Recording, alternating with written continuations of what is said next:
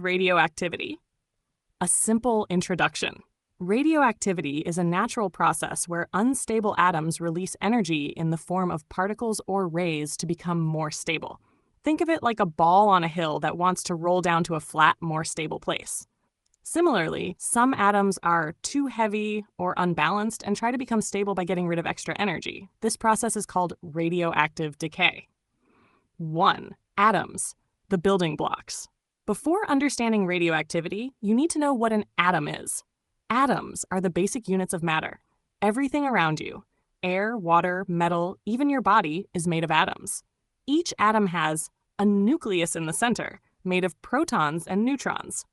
Electrons spinning around the nucleus. Now, the nucleus is the key part for radioactivity.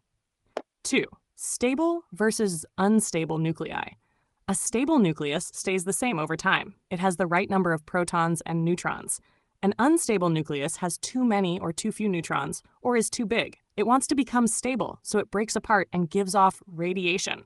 This is radioactivity, the process of an unstable nucleus changing to become stable by releasing particles or energy. Hannah. 3. The discovery of radioactivity. Historical background. Let's go back in time to see how scientists discovered this. A. Henri Becquerel, 1896, a French scientist experimenting with uranium salts. He accidentally discovered that uranium gave off invisible rays that could fog photographic film, even without sunlight. This was the first sign of natural radiation. B. Marie and Pierre Curie. They picked up Becquerel's work and found that other elements like polonium and radium also emitted strong invisible rays. Marie Curie coined the term radioactivity.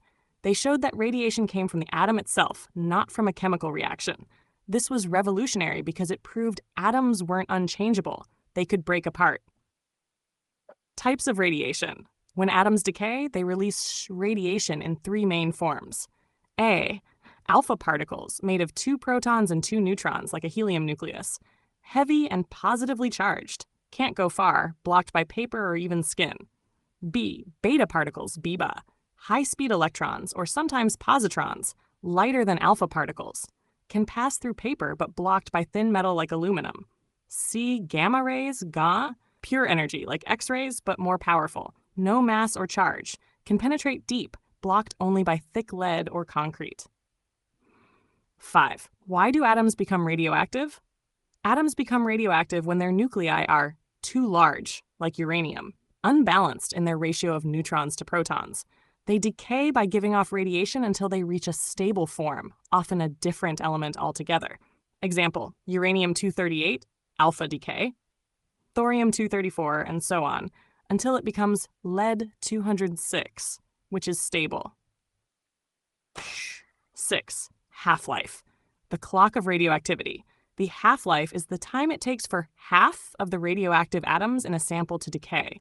Example, if a material has a half-life of 10 years, then in 10 years, half of it will have turned into another element. Each radioactive material has its own half-life, from fractions of a second to millions of years. Pythagoras 7. Applications of radioactivity.